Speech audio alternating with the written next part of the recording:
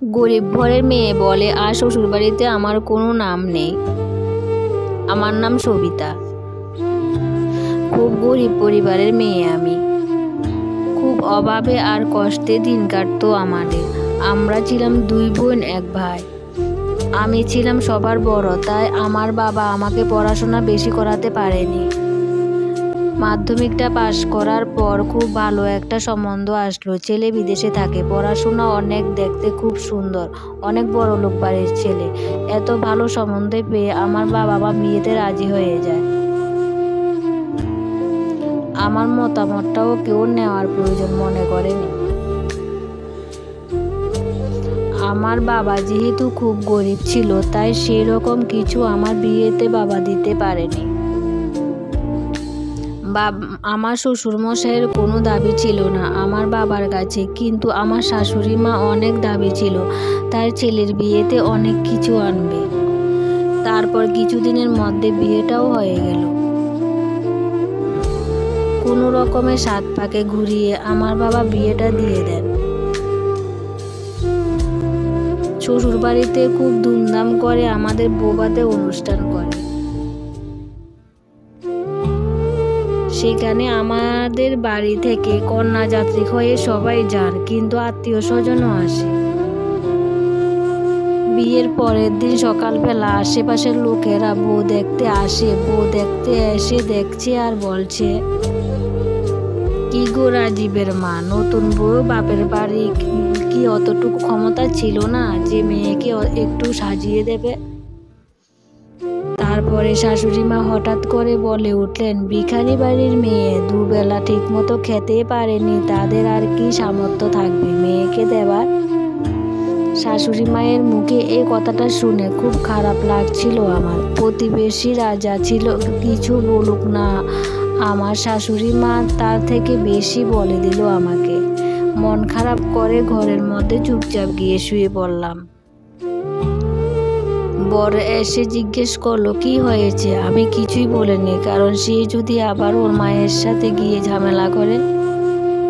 শ্বশুর মশাই খুব ভালো ছিলেন, সবসময় আমাকে মা বলে ডাকতো। ওনার মতো মানুষই হয় না। শাশুড়ি মা খুব একটা সুবিধা ছিল না, কিন্তু ওনার ইচ্ছে ছিল ছেলের বিয়ে দিয়ে ওনার শ্বশুরবাড়ি থেকে অনেক জিনিস নেবে, কিন্তু সেটা ওনার আর পূরণ হলো না। আমার বর, ওনারা ছিল 2 ভাই, আমি ছিলাম ছোট। আমার বড় যা খুবই ভালো ছিল, আমাকে সে ছোট বোনের মতো দেখতো। বিয়ের 1 মাসের মধ্যে বর আমাকে রেখে বিদেশ চলে গেল। একা একা আমার ভালো লাগতো না, তাই মাঝে মধ্যে ভাইয়ের সাথে বোনের সাথে ফোনে কথা বলতাম। আমার বাবা গরিব বলে শাশুড়ি মা আমাকে ওই বাড়িতে যেতে চাইতো না। আজকে গেলে কালকে চলে আসতে হতো আমাকে।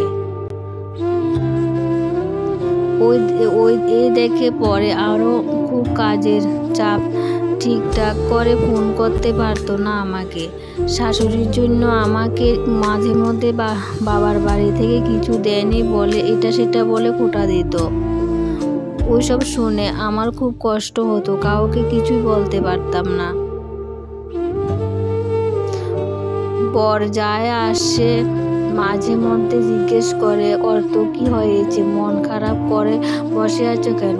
দিদিকে মাঝে মাঝে বলতাম আমার মনের কথা। শাশুড়ি মা ফোন করে ছেলের কাছে আমার নামে উল্টাপাল্টা বলতো। আমার স্বামী আমাকে ফোন করে বকতো। আমাদের দুজনের মধ্যে প্রায় ঝামেলা সৃষ্টি করতো আমার শাশুড়ি মা। আমার স্বামীও আমার কথা বিশ্বাস না করে নিজের মায়ের কথা বিশ্বাস করত। সে চাইতো না আমি বাড়ি থাকি, কারণ ছেলেকে বড়লোক বাড়ি বিয়ে দিয়ে অনেক জিনিস আনতে চাইছেন। আমাকে তাড়িয়ে দিয়ে এসে বাবার ছেলেকে আরেক জায়গায় বিয়ে দিতে চাইতো। আমার স্বামী আমাকে খুব ভালোবাসতো, তাই যাই হোক মায়ের কথা অতটা কান দিত না। একদিন বাড়িতে ওই রকম ঝামেলা বাঁধলো, শাশুড়ি মা আমাকে বাড়ি থেকে বাধ্য হয়ে বেরিয়ে যেতে হলো। আমি আমার বাড়ি চলে আসলাম। আমার সঙ্গে ফোন করে বলে কিছুদিন আমাকে বাড়িতে থাকতে, ওই বাড়িতে আসলে আমাকে নিয়ে আসবে। আমিও চুপচাপ আমার বাড়িতে থাকতে লাগলাম। মা বাবা তো খুব ভয় পেয়ে গিয়েছিল, কারণ তারা যদি আবার আমাকে না নেয় তাই। আমার স্বামীও বিদেশ থেকে বাড়িতে আসলো, বাড়িতে এসে আমাকে নিতে আসলো, কিন্তু আমি যেতে চাইনি ওই বাড়িতে শাশুড়ি মায়ের ভয়েতে। তারপর একটু পরে দেখি শাশুড়ি মাও আমাকে নিতে আসলো, আমার কাছে এসে ক্ষমা চাইলো আমাকে নেওয়ার জন্য।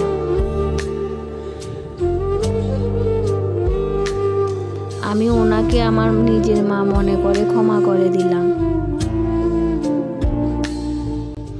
এখন আমি শ্বশুর বাড়িতে শ্বশুর শাশুড়ি স্বামীকে নিয়ে অনেক সুখে আছি। ভিডিওটি ভালো লাগলে অবশ্যই লাইক এবং কমেন্ট করবেন। ধন্যবাদ।